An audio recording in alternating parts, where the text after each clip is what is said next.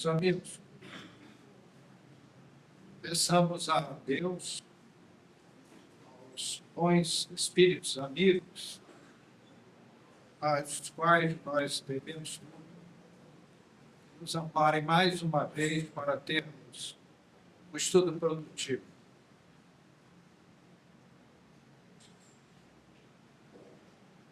Gostaria um pouco de atenção nossa para verificarmos, concluirmos que a grande reforma da humanidade, ela é fruto de uma programação prévia. Quando se fala em reforma, é comum as pessoas confundirem com a reforma protestante, dando uma visão muito acanhada, que realmente é a reforma planetária. A reforma protestante, ela foi uma dissidência de uma instituição que era a Igreja Católica da época, lá em 1517.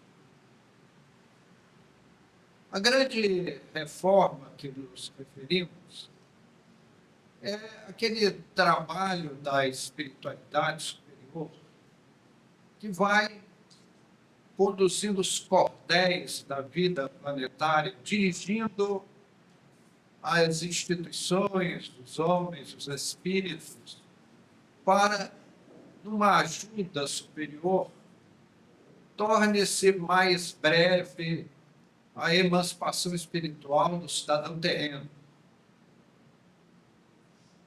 Nós dividiríamos essa grande reforma em 3 estágios. O primeiro estágio foi na época do Egito Antigo, que mantinha há 400 anos cativo o povo hebreu. E o faraó se assustava ao ver o crescimento populacional da raça judaica, pondo em risco a estabilidade do império do faraó. Então, os hebreus tinham a sua cultura própria. Eles achavam os deuses egípcios estátuas de pedra e cultuavam um Deus único, espiritual, e não aceitavam a religião egípcia. Ao que o faraó respondeu proibindo a prática do judaísmo. E foi mais longe. Mandou afogar no rio Nilo todos os bebês hebreus do sexo masculino, com a finalidade de coibir o crescimento populacional daquela raça. O faraó tinha uma filha que era a princesa daquela nação, muito próspera, muito evoluída. E nós explicaremos mais adiante o porquê daquela evolução do povo egípcio. Termôtes recebeu no seu palácio, por um convite do administrador do palácio, um jovem mancebo, um artesão hebreu, que era um belo rapaz e que era um escultor. Ele foi trazido ao palácio pelo administrador para que ele fizesse estátuas, moldasse a pedra para enfeitar os jardins do palácio. Mas só que a princesa encheu-se de amor, teve uma paixão fulminante, e foi aí que eles planejaram, talvez com uma calculadora da época, talvez feita de pedra, quem sabe, a vida de Moisés.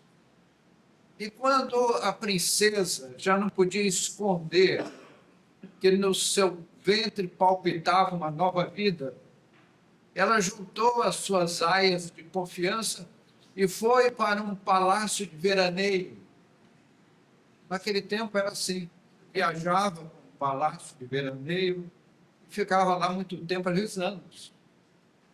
E ela voltou daquele palácio quase um ano depois com um bebê no colo.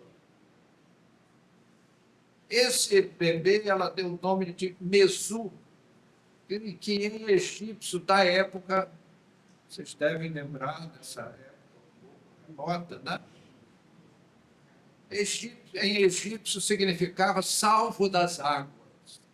Então ela chegou no palácio contando aquela história que a gente lê lá no Velho Testamento, que Moisés foi uma dádiva do Nilo, tem Faraó que é cego, né?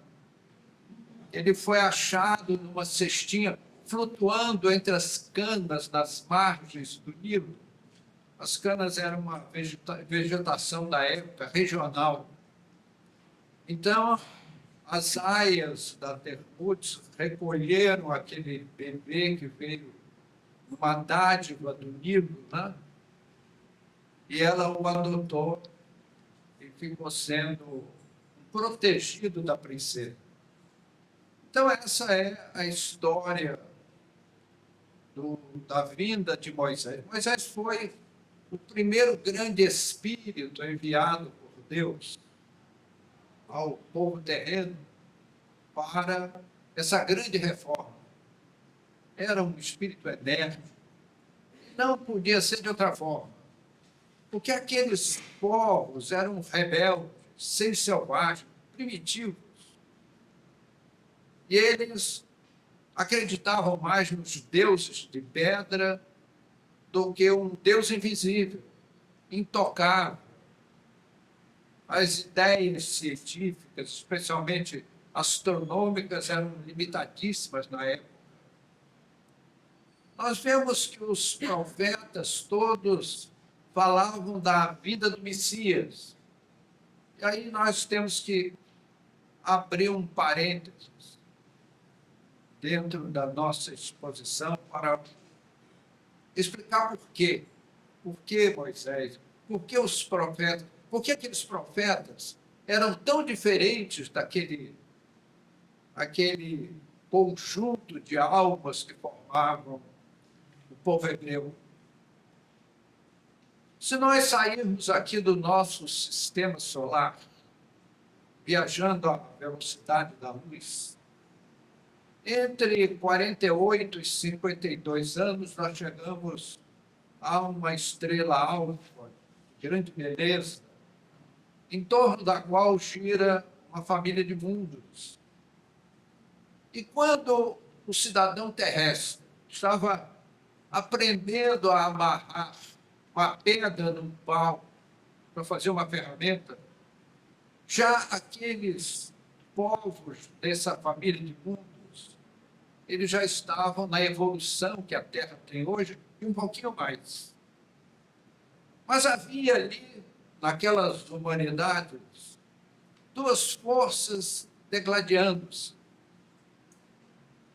Basta dizer que uns queriam a evolução espiritual, mas havia toda uma classe de espíritos rebeldes, teimosos, impenitentes, que puxavam para a retaguarda aqueles espíritos que queriam marchar para a sua evolução espiritual. E nessa região veio o que nós chamamos de fim dos tempos. E aqueles mundos foram promovidos a mundos de regeneração. Meus amigos, vivemos hoje, estamos às portas dessa mudança terrestre. Essa mesma pedagogia, essa mesma forma educativa, que é uma tradição cósmica, atingirá a Terra no futuro próximo. E nós já vemos duas facções, os da direita e os da esquerda do Cristo. Aquelas pessoas trabalhadoras, corretas, sensatas, cumpridoras dos seus deveres, e aqueles que matam por prazer. Eu conheci um preso na penitenciária que ele tatuou no braço expressão, uma frase: mato por prazer. Então, nós vemos assim, basta você ligar a sua televisão, noticiário policial, você vê, pai brigou com a mulher, joga o filho no rio e mata. Mãe que mata o filho para castigar o marido, como aconteceu com uma brasileira na Argentina recentemente. Então, tudo isso mostra que duas facções vão se separando. Quem está a braços com o mal fica pior ainda. Quem está a braços com o bem se melhora mais ainda. Está havendo uma separação do joio e do trigo. Então, foi nesse clima que comentamos que Moisés veio ao mundo, dotado de faculdades mediúnicas extraordinárias. Uma das maiores faculdades mediúnicas da história da humanidade esteve em Moisés. E nele, através das suas virtudes, nós recebemos 2 compêndios que é parte do nosso estudo.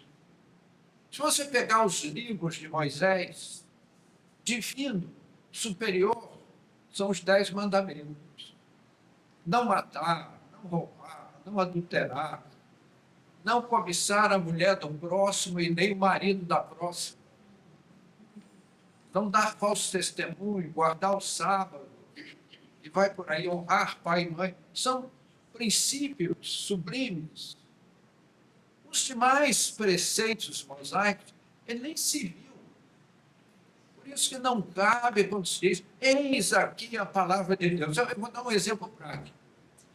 Você acha, nos livros de Moisés, um estatuto que diz o seguinte: quando um animal furar a cerca do vizinho e for comer a pastagem do vizinho, esse animal será morto em praça pública e ninguém comerá de sua carne. Ora, um povo que vivia num semiárido, pastagem era coisa muito séria.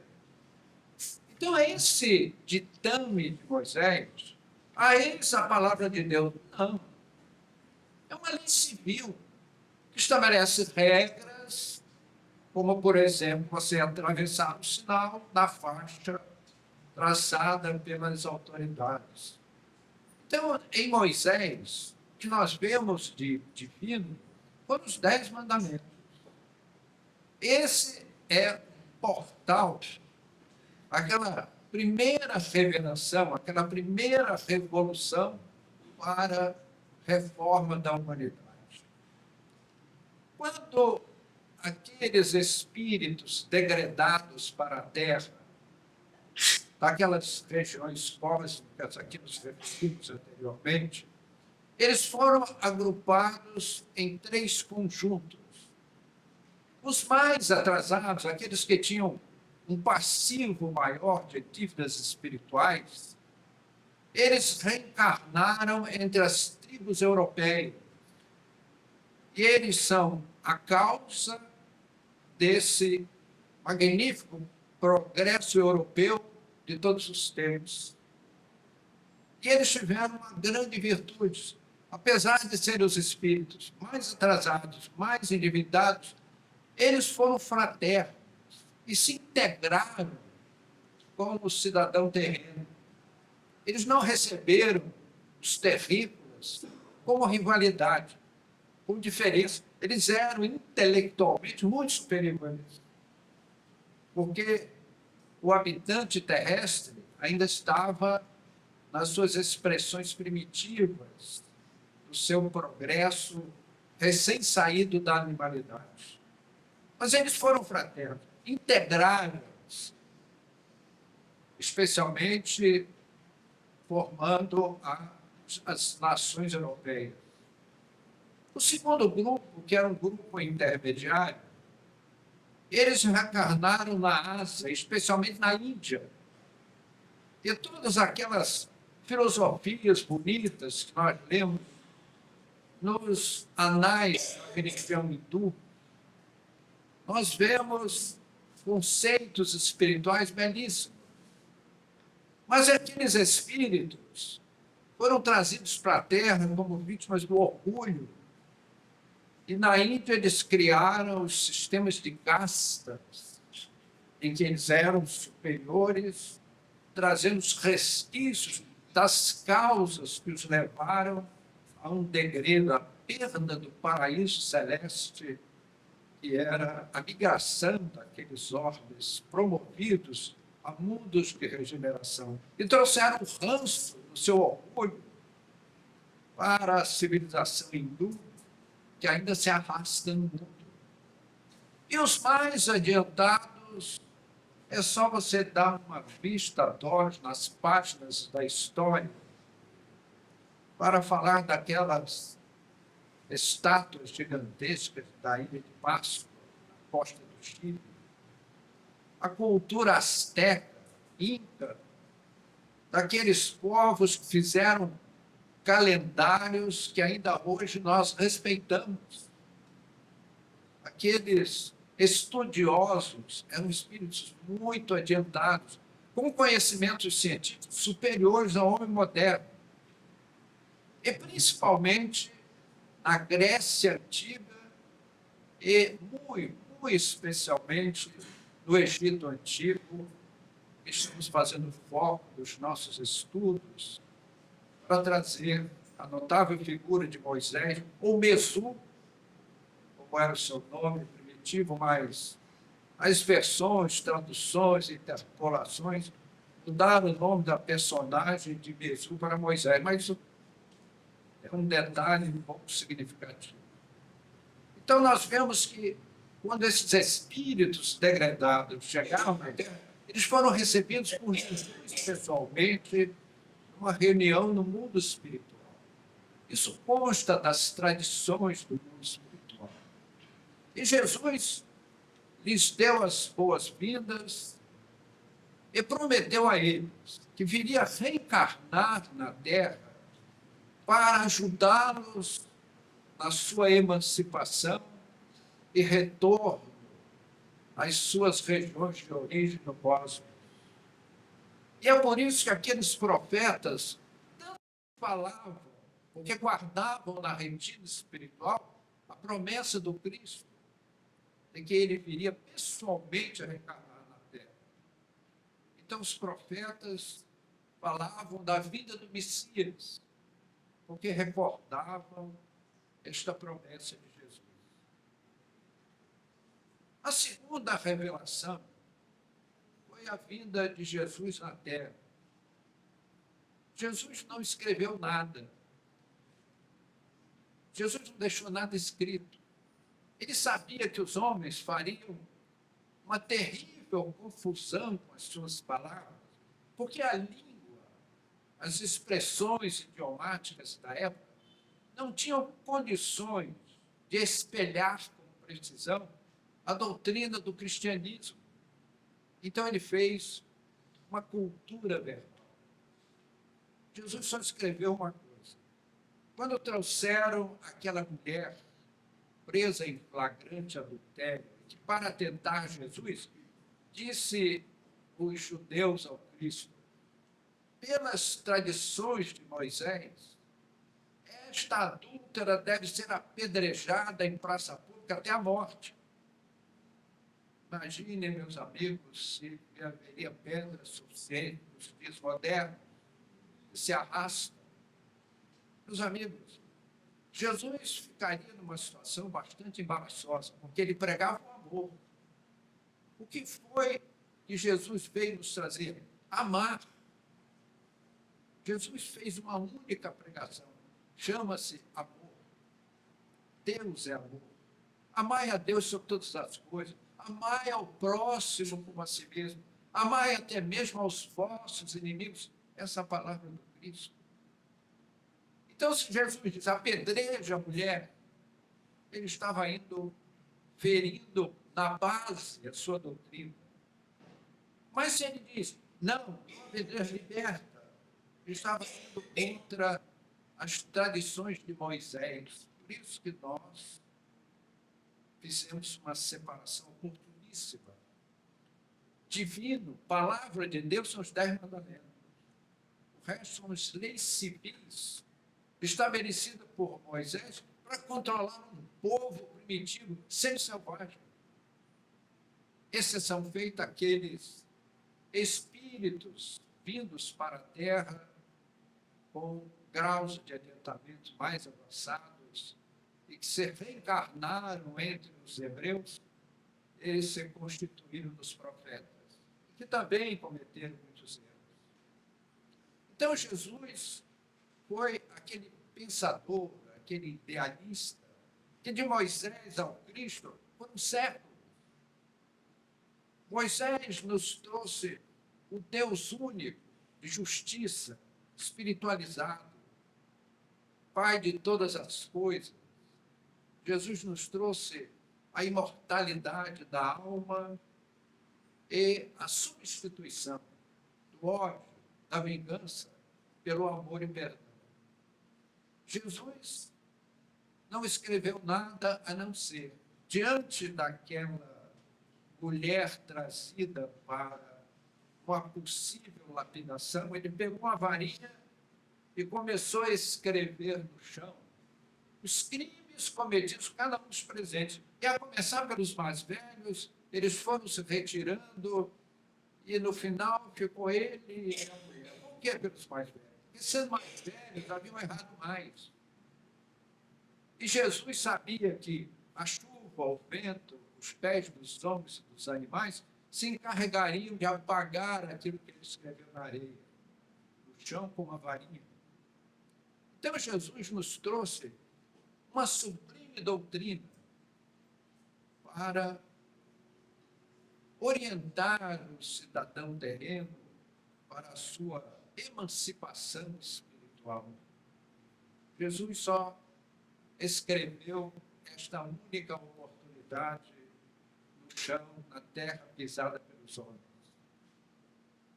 A partir do século XIV, aqueles espíritos capelinos reencarnados na Europa daqueles tempos, eles foram fazendo a sociedade europeia crescer. E a partir do século XIV, surgiu uma nova classe de pensadores. Eram os artistas, os cantores, os pintores, os escultores, os comerciantes, os intelectuais.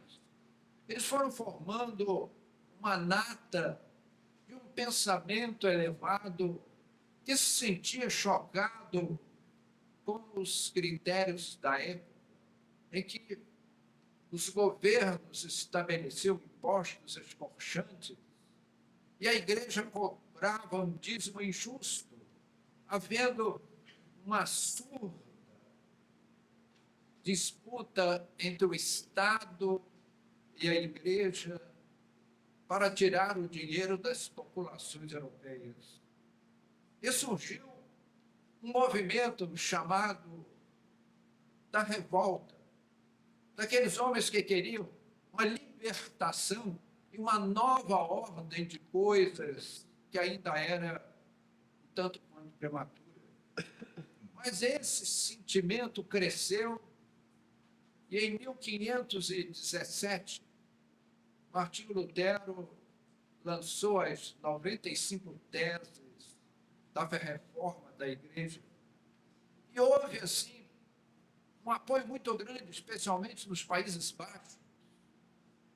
Não que eles achassem que Martinho Lutero era um santo. O que eles queriam era boicotar as arrecadações dos italianos sobre o bolso dos povos dos Países Baixos, países nórdicos, do que se inclui a Alemanha. Então, essa disputa de valores fez com que a reforma protestante ganhasse ímpeto e gerasse das mentes dominantes, das classes dominantes, uma rebelião inusitada contra os huguenotes. Nesses eventos destacaram-se, além de Lutero, Calvino, John Huss, e tantos outros, Wycliffe, e tantos outros pensadores na reforma do mundo religioso daquela época. Mas, meus amigos, foi nesse tempo que as classes dominantes, sentindo-se prejudicadas em seus interesses, promoveram um banho de sangue em 24 de agosto de 1573, na chamada Noite de São Bartolomeu, em que 30.000 protestantes foram massacrados em nome das arrecadações financeiras para o pesar da história. Foi justamente no século XIX que os grandes espíritos acharam que já era a época da Terra conhecer as verdades espirituais. Aqueles povos primitivos que criam um Deus único, mas era um Deus único que estava lá no infinito e que apenas premiava materialmente quem nele depositasse a sua fé. Vieram os espíritos trazer uma nova filosofia. E foi nessa época que os grandes espíritos que comandam a reforma da humanidade, preparando o planeta terrestre para vir a ser um mundo de regeneração, esses espíritos consideraram o século XIX como sendo o período propício para que as grandes revelações espirituais chegassem ao mundo. E o Cristo enviou uma das suas mais belas entidades espirituais na figura de Allan Kardec, que era reencarnado em Lyon em 1804 para ser braço direito do Cristo na transferência dos conhecimentos espirituais para o planeta terrestre. E o Espiritismo nasceu exatamente no dia 18 de abril de 1857, com a publicação do Livro dos Espíritos, o primeiro livro espírita da história da humanidade, que contém 1.019 perguntas e 1.019 respostas para 1.019 problemas humanos. Esses sucederam, além da revista espírita, que Kardec publicou por 12 anos, a edição de 8 livros notáveis para enfocar o tríplice aspecto da terceira revelação, que é a sua face filosófica, científica e religiosa. O livro dos médiuns, focando a sua face científica. O livro dos espíritos, a sua face filosófica. E o Evangelho segundo o Espiritismo, a sua face religiosa. Assim como Jesus usou a expressão: eu não vim destruir a lei e os profetas, mas dar-lhe cumprimento. O Espiritismo repete essa máxima do Cristo. A doutrina espírita não veio destruir os livros antigos, os seus ensinamentos, mas fazer luz sobre eles. Porque a sua literalidade leva o indivíduo a perder-se em cogitações filosóficas sem saída. Eu vou dar um exemplo prático disso, bem objetivo. Se você compilar esses livros, eles falam em penas eternas. Isso nos causa um choque. Penas eternas. Ora, se o homem comete erros, esses erros são limitados, porque uma vida humana é limitada. Como alguém vai pagar o ilimitado por erros limitados? Deixa eu ir mais longe. E bem mais longe. Deus, antes de criar um filho, uma alma, um espírito, ele sabe o que vai acontecer com esse espírito. Porque Deus sabe tudo. Não podemos admitir Deus sem admitir que Ele saiba tudo. Então, antes de criar, Ele sabe o destino. Então, alguém que vai sofrer para toda a eternidade, Ele cria. Meus amigos, uma pessoa faz com intenção aquilo que faz com consciência. Por exemplo, você entra num depósito de gasolina, aquele cheiro de gasolina no ar, tem placa para todo lado, não fume, não acenda fósforo, não sei o quê. Aí você vai e risca um fósforo, você faz conscientemente, e quem faz uma coisa com consciência, faz com intenção. É a diferença entre o crime culposo e o crime doloso. Quem faz com conhecimento de causa assume o risco e é considerado dolo. Ora, se Deus sabe o destino dos seus filhos, como Ele criar filhos para o sofrimento eterno? Faria com intenção de abastecer as regiões de sofrimento. E nós não podemos admitir isso. Mas está escrito aqui, é uma letra morta. É palavra dos homens, não de Deus. Porque nós não pensamos que possa a inteligência suprema, que é o amor infinito, vai criar filhos para sofrimentos eternos. Não admitimos tais conceitos. Então, meus queridos amigos, nós marchamos a passos largos para ver o nosso planeta terrestre transformado num mundo de regeneração, em que os nossos débitos espirituais serão atenuados. Nós viveremos num mundo sem fronteiras.